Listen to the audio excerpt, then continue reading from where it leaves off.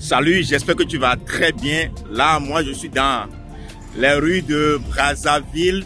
Et là, dans cette vidéo, je m'en vais partager avec toi comment tu peux utiliser certains événements fâcheux de ta vie pour créer une vie sur mesure. Mais avant de parler de ça, voilà, comme je te l'ai dit, je suis présentement à Brazzaville. Je suis dans les rues de Brazzaville. Le constat général que j'ai fait partout, je vais voilà, en Afrique francophone pour le moment, c'est que voilà, le système est presque le même, voilà, on a presque le même environnement. Tu peux vivre de partout, tu te retrouves en Afrique francophone, voilà, à partir du moment où tu peux t'exprimer en français, voilà, c'est parti, tu peux vivre parce qu'on a presque les mêmes habitudes alimentaires. Il va y avoir quelques différences surtout au niveau de la manière, par exemple, de faire les mets, mais dans la plupart du temps, dans la plupart des cas, voilà, on a presque les mêmes repas, le même type de repas. Donc du coup, tu peux vivre de partout, tu te retrouves en Afrique de l'Ouest.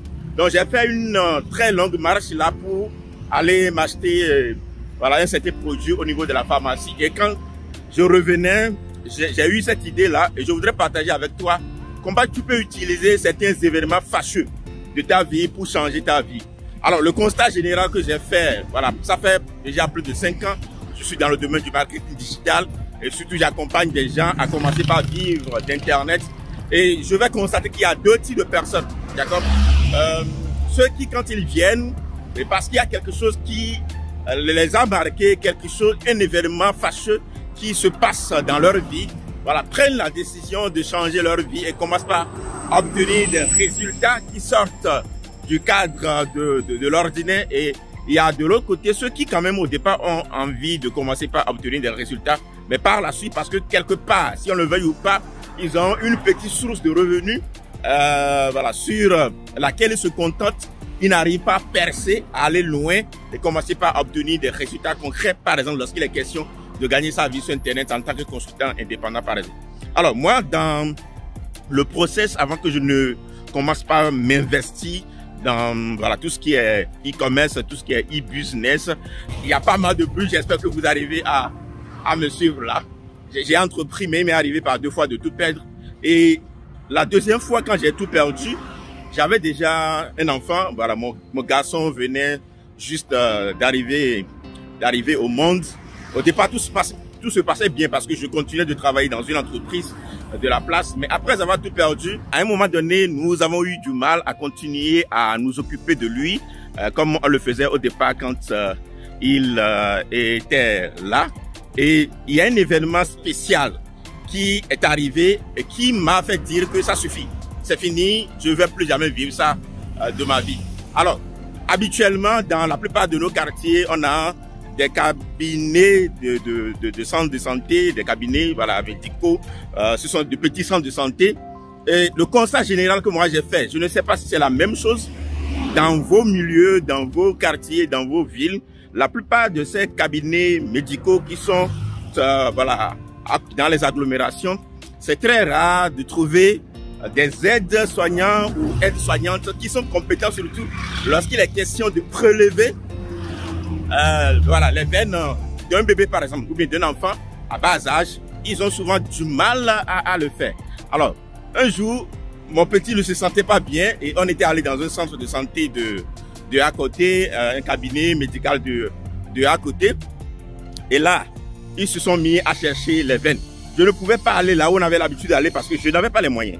Je n'avais pas les moyens nécessaires qu'il faut pour continuer d'aller là où on avait l'habitude d'aller. Donc du coup, j'étais obligé de faire recours à ce centre-là qui est à côté de nous. Et là, on s'est mis à rechercher les veines de mon enfant. Alors, ils l'ont piqué partout. Ils ont cherché les veines partout. Alors que l'enfant chauffait ici. On n'arrivait pas à prélever les veines. On ne peut pas lui faire des injections. Et tout au moins baisser la température. Voilà, on a utilisé des produits histoire de nous permettre de baisser la température, mais on n'a pas pu. Donc du coup, il fallait quand même lui prélever les veines. Et ils ont essayé par tous les moyens. Je me rappelle que dans le temps, j'ai changé environ 3 différents centres. Et ils n'ont pas trouvé. Donc là, alors que là où j'avais l'habitude d'aller, aussitôt on pique l'enfant, on retrouve les veines. Et là, Je crois que le dernier centre dans lequel j'étais allé, et là je me suis fâché, ils sont allés jusqu'à piquer les pieds de l'enfant pour chercher les veines, histoire de lui faire une injection. Et là je me suis dit, mais écoutez, si j'avais les moyens, parce que je me connais, je ne serais pas en train de trimballer auprès des gens entre griffes. Parce que s'il y en a qui arrivent à le faire en un seul essai, c'est parce qu'ils sont compétents. Voilà, je ne serais pas en train de traîner dans des centres où les gens ne sont pas compétents et je voyais mon enfant souffrir. À un moment donné, j'ai failli couler les larmes. Alors, cet événement m'a marqué. Je me suis dit, je ne vais plus vivre de pareils trucs dans ma vie.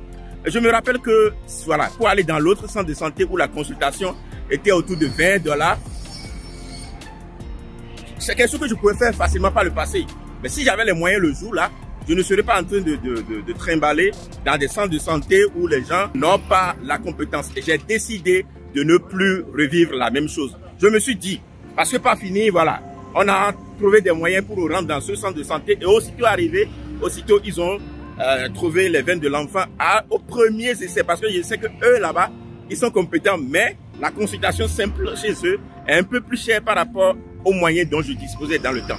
Et je me suis dit, je ne vais plus jamais, au grand jamais, vivre ça dans ma vie. Et ça a été un événement marquant qui m'a amené à travailler davantage et aller au-delà de ce que je pouvais faire. Et aujourd'hui, j'en profite. Donc, la bonne question que vous êtes en droit de vous poser, l'événement qui vous advient, l'un de mes mentors, Jim Rohn, dit que la vie, c'est comme des saisons. La vie, dans la vie, on a ce qu'on appelle des hauts et des bas.